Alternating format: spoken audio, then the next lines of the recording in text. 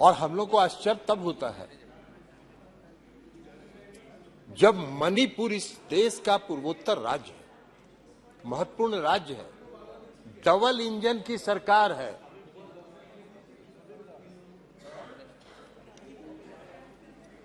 Double engine की सरकार है, और वहां की चर्चा जब होती है, वहां के हालात पर जब चर्चा होती है,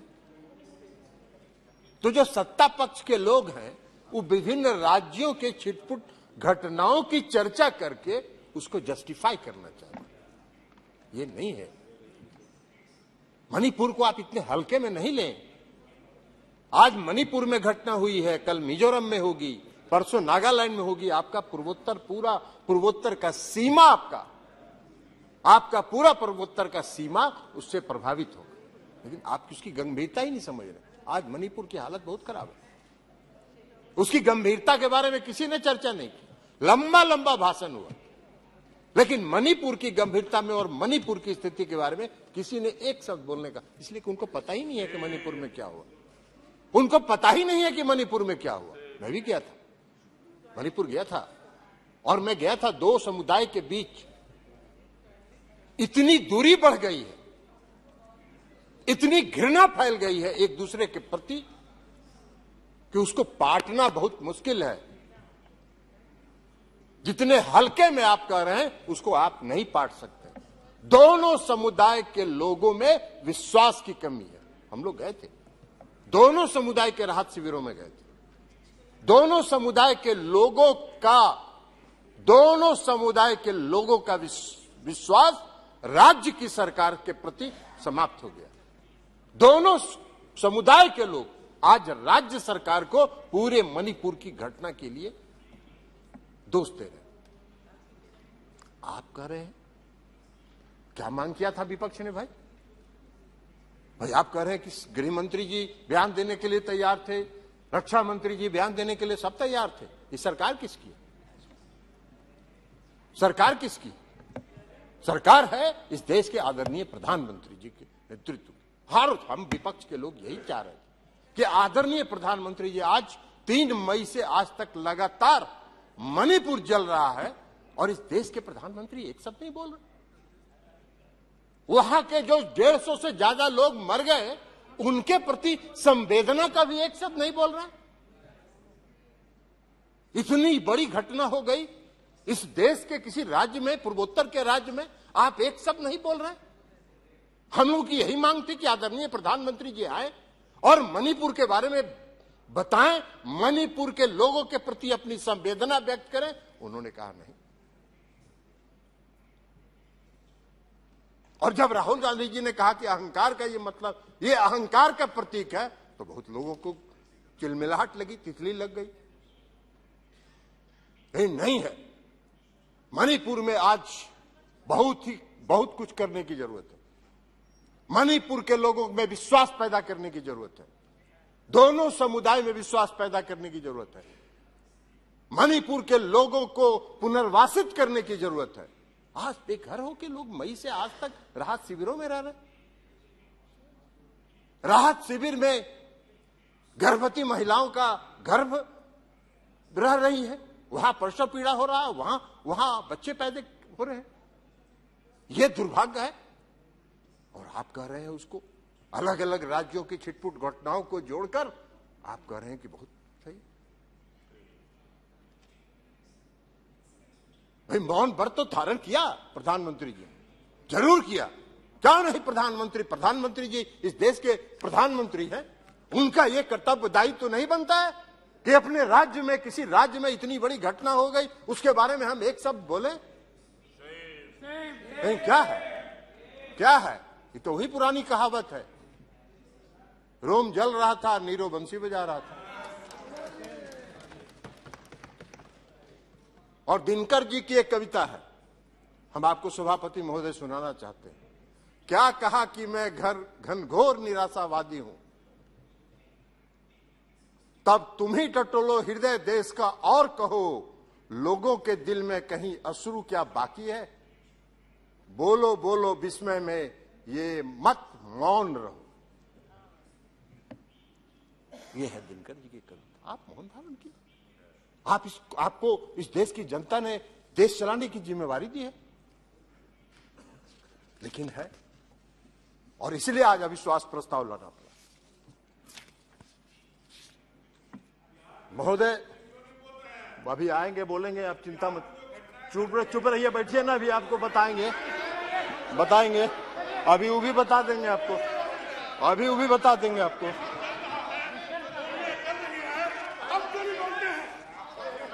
बैठिए आराम से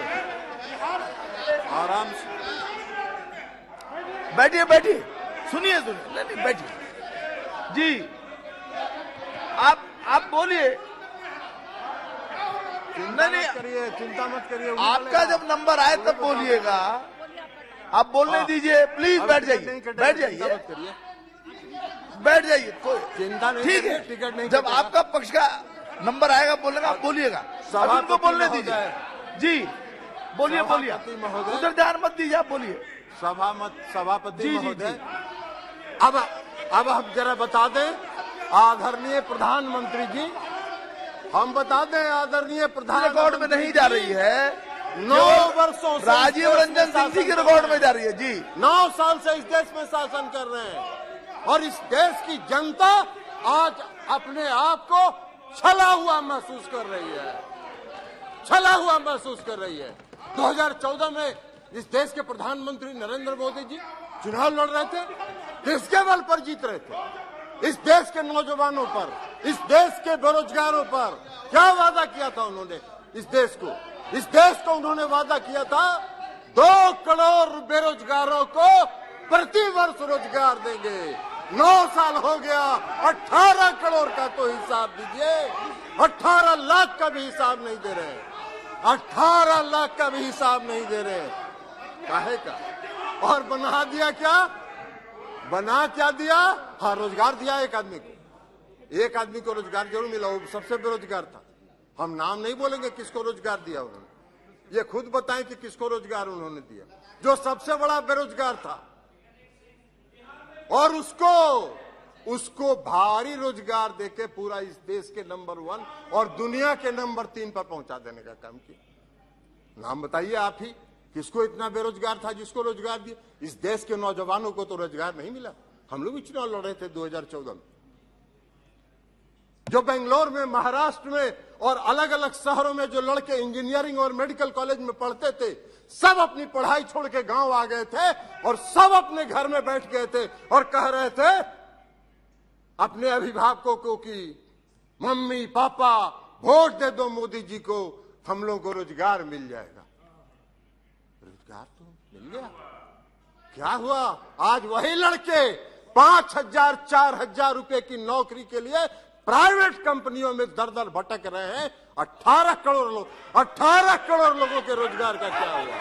18 करोड़ लोगों के रोजगार का हिसाब दीजिए। बना क्या दिया आपने? अभी रक्षा मंत्री जी नहीं है,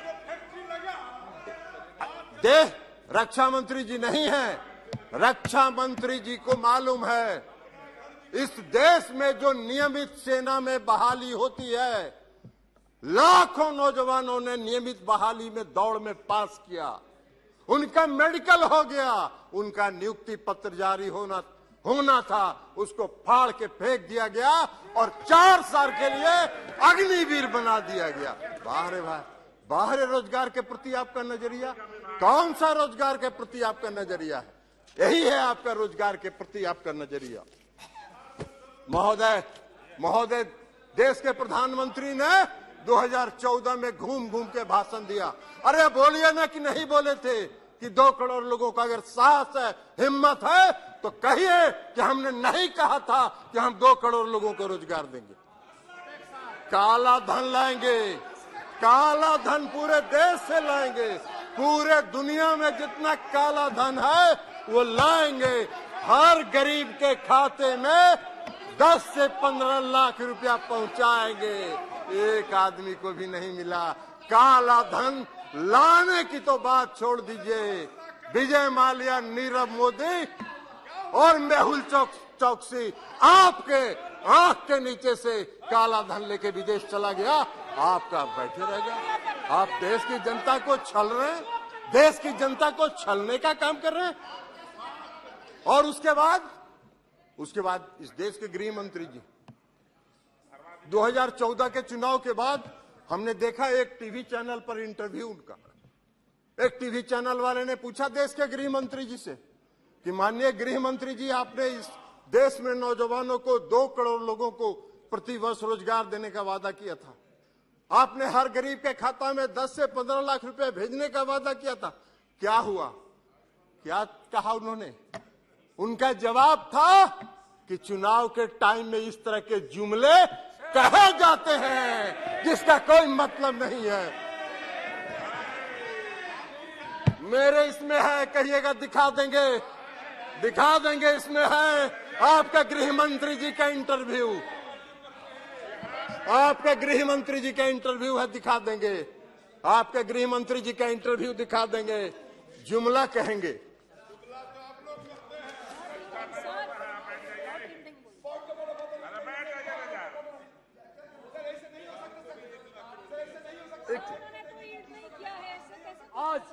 आज नरेंद्र मोदी जी के नेतृत्व, अरे छोड़िए, ये पॉइंट ऑफ ऑर्डर है, ये सभापति महोदय, ये सब धंधा नहीं चलेगा। योजनाओं से बीच में कोई पॉइंट ऑफ ऑर्डर के नाम पर खड़ा होके और अनर्गल बात करेंगे, ये नहीं चलेगा।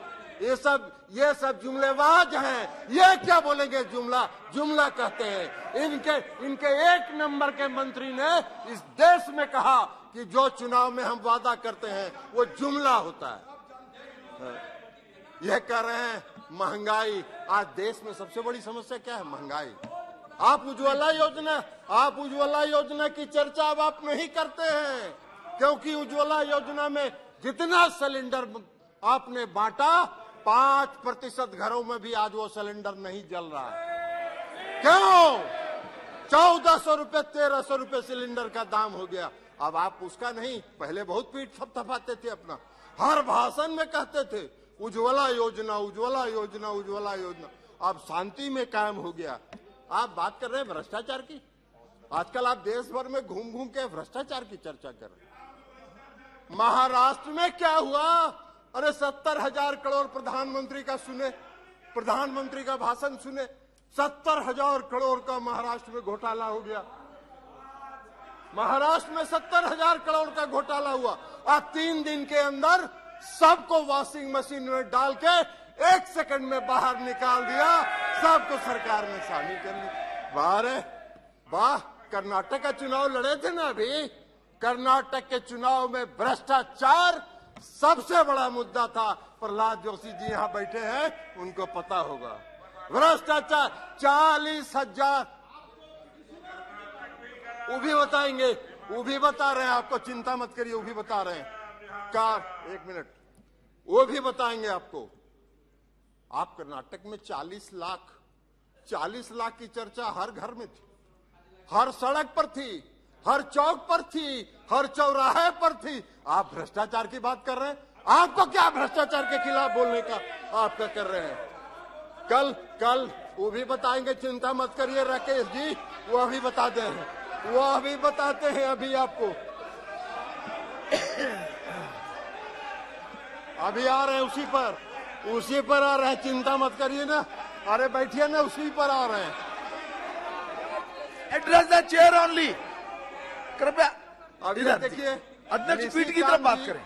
कहाँ यहाँ बैठे? आप निशिकांत जी कल भाषण दे रहे थे, आप अपनी बात कहिए। खाली फंडिंग करते थे। अरे भाई, किस कंपनी के बिहाफ में आप फंडिंग करते थे? उसका भी तो जरा नाम बताइए। फंडिंग करते थे तो इसलिए अब गृह मंत्री जी ने, अब सुन लीजिए, गृह मंत्री जी ने चर्चा किया, दिल्ली विधेयक पर चर्चा के दौरान कहा, अरे भाई चुड़िए ना, बैठिए ना, बैठिए।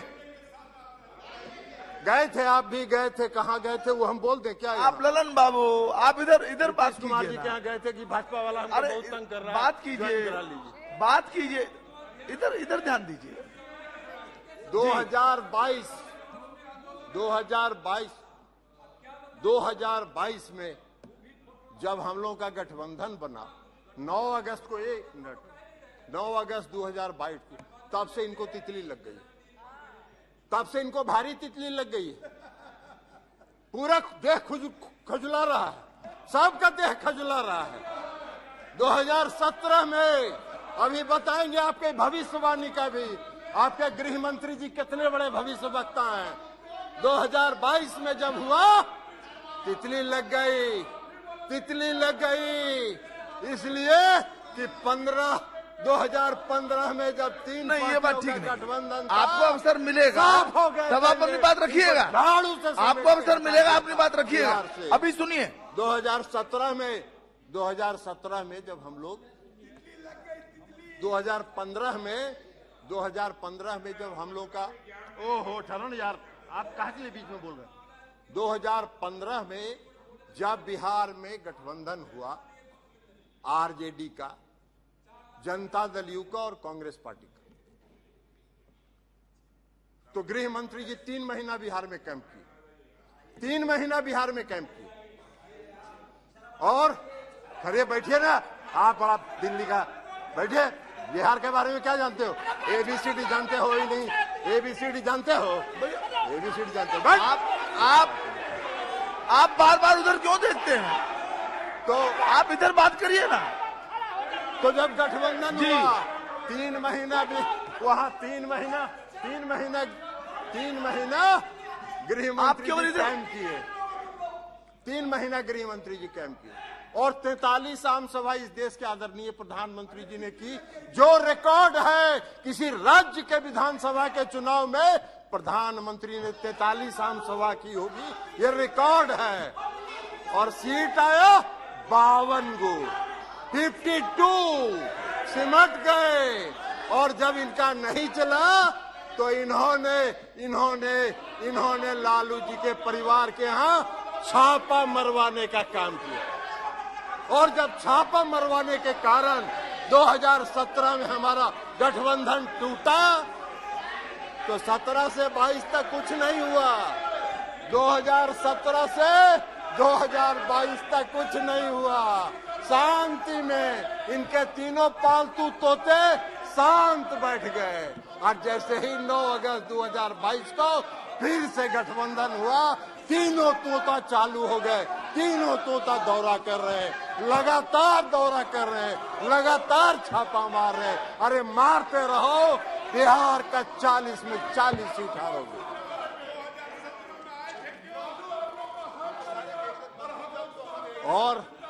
और आपको बता दें, और आपको एक बात बता देते हैं सभापति महोदय, और आपको एक बात बता देते हैं, इसके देश के गृह मंत्री जी जो हैं वो बहुत भारी भविष्यवक्ता भी हैं, ज्योतिष का ज्ञान है उनको।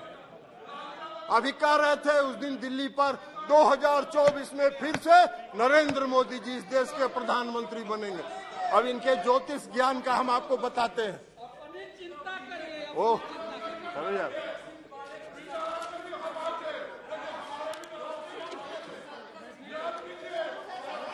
बैठिए, बैठ जाइए, बैठ जाइए, बैठ जाइए, बैठ जाइए, आप बैठ जाइए, बैठ जाइए प्लीज, बैठिए, बैठिए, बैठिए।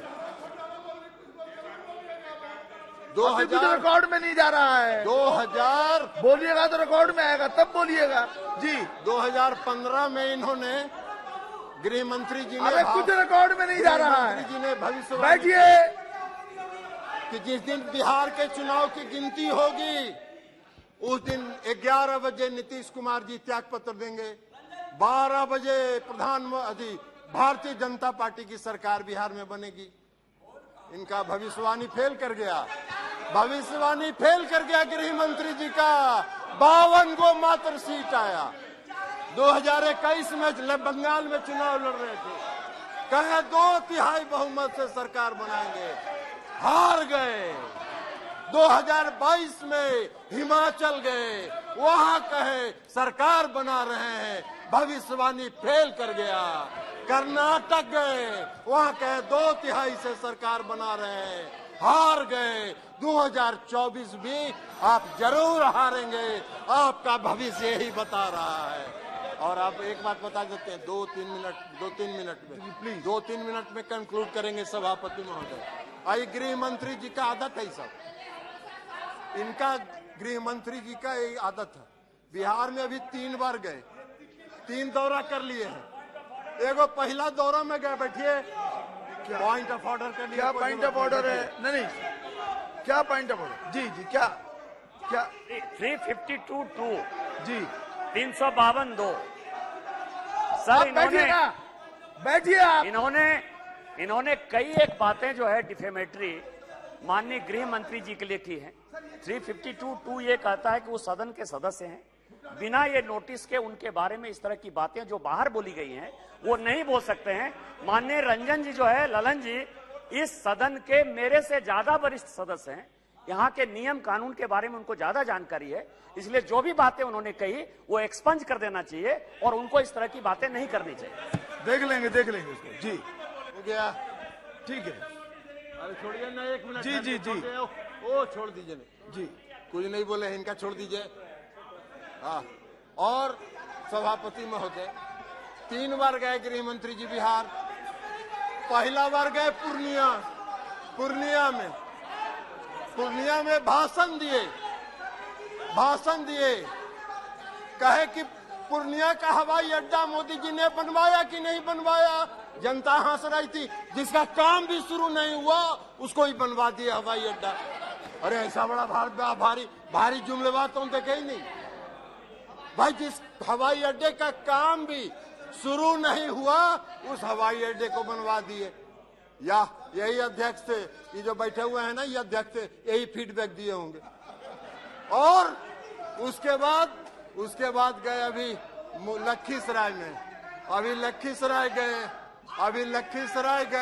लखीसराय में जाके इन्होंने क्या कहा, मुंगेर में इंजीनियरिंग कॉलेज मोदी जी ने बनवाया कि नहीं बनवाया, मेडिकल कॉलेज बनवाया कि नहीं बनवाया, हर घर नल का जल मोदी जी ने पहुंचाया कि नहीं पहुंचाया।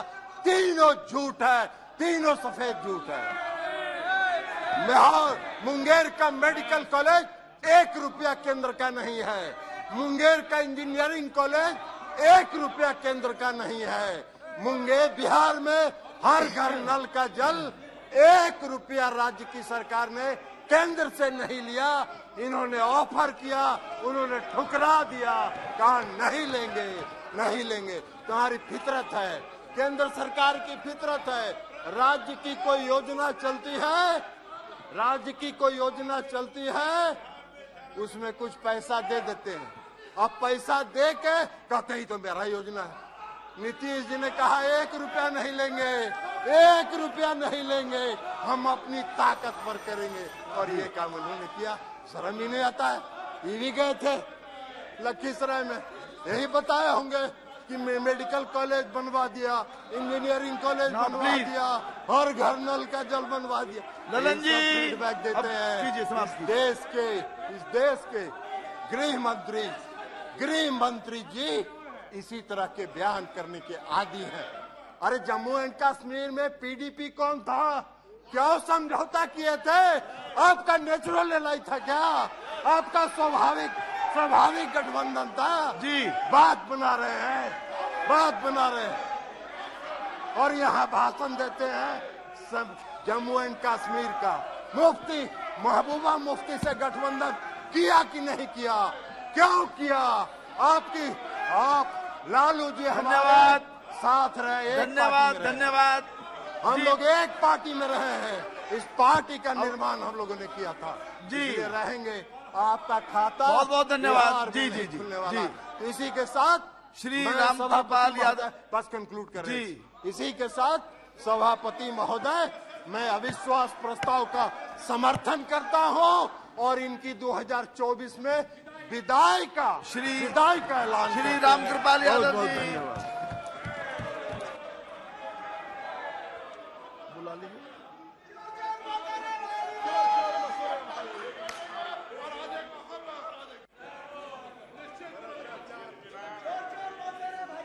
माननीय सभापति महोदय,